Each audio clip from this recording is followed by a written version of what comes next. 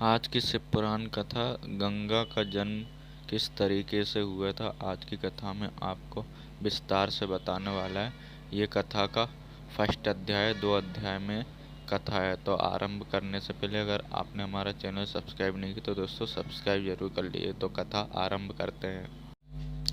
ऋषि विश्वामित्र ने कहा, वत्स राम, तुम्हारी अयोध्या नगरी में सगर नाम के एक राजा थे। वे पुत्रहीन थे। सगर की पटरानी का नाम कौसनी था, जो कि विदर्भ प्रांत के राजा की पुत्री थी। कौसनी रूपवती, धर्मात्मा और सत्यपरायण थी।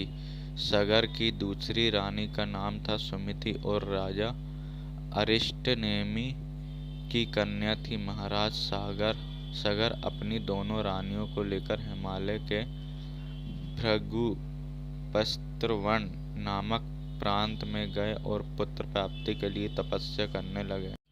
उनकी तपस्या से महर्षि भृगु प्रसन्न हुए और उन्होंने वर दिया कि तुम्हें अनेक पुत्रों की प्राप्ति होगी। दोनों रानियों में से एक का केवल एक ही पुत्र होगा, जो कि वंश को बढ़ाएगा, और दूसरी के 60,000 पुत्र होंगे। कौन सी रानी कितने पुत्र चाहती, इसका निर्णय वे स्वयं आपस में मिलकर कर ले। केसनी ने वंश को बढ़ाने वाले एक पुत्र की कामना की और गरुड़ की भागिनी सुमिति ने 60,000 बलवान पुत्रों की।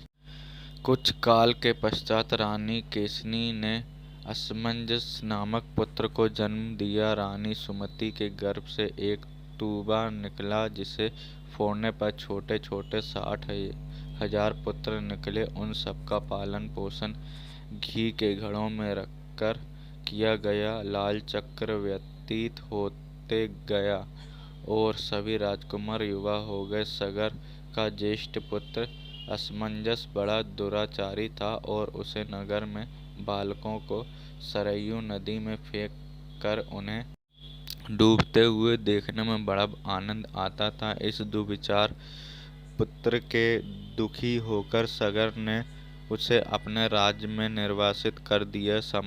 असमंजस के अंशुमान नामक का एक पुत्र था। अंशुमान अत्यंत सदाचारी और पराक्रमी था। एक दिन राजा सगर के मन में अश्वमेध यज्ञ करवाने का विचार आया। शीघ्र ही उन्होंने अपने इस विचार को कार्य रूप में परिणत कर दिया।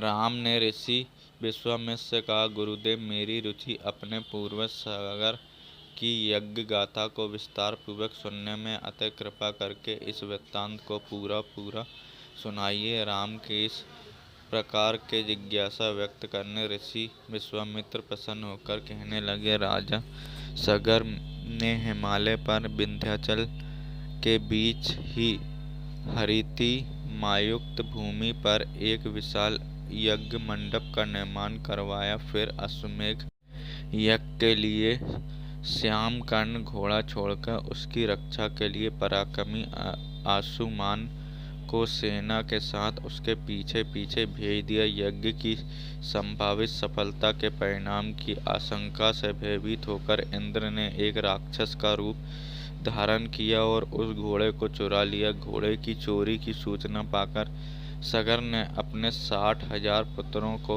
आज्ञा दी कि घोड़ा चुराने वाले को पकड़कर या मारकर घोड़ा वापस लाओ। पूरी पृथ्वी में खोजने पर भी जब घोड़ा नहीं मिला तो इस आशंका से कि किसने घोड़े को तहखाने में न छुपा रखा हो, सगर के पुत्रों ने संपूर्ण पृथ्वी को खोदना आरंभ कर दिया।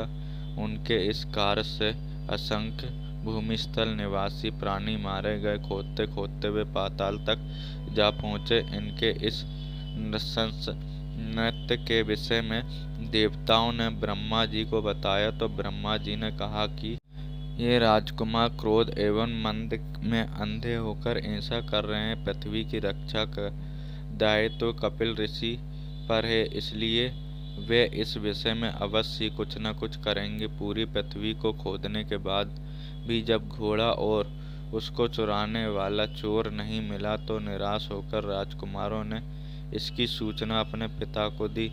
क्रुद्ध सगर में आदेश दिया कि घोड़ों को पाताल में जाकर ढूंढो। पाताल में घोड़े को खोजते खोजते वे सनातन वासुदेव कपिल के आश्रम में पहुंच गए। उन्होंने देखा कपिल देव तपस्या में लीन हैं और उन्हीं के पास यज्ञ का वह घोड़ा बंधा हुआ है। उन्होंने कपिल मुनि को घोड़े का चोर समझकर उनके लिए अनेक दुर्वचन कहे और उन्हें मारने के लिए दौड़े। सगर के इस कृत्यों से कपिल मुनि की समाधि भंग हो गई। उन्होंने क्रोध होकर सगर के उन सब पुत्रों को भस्म कर दिया।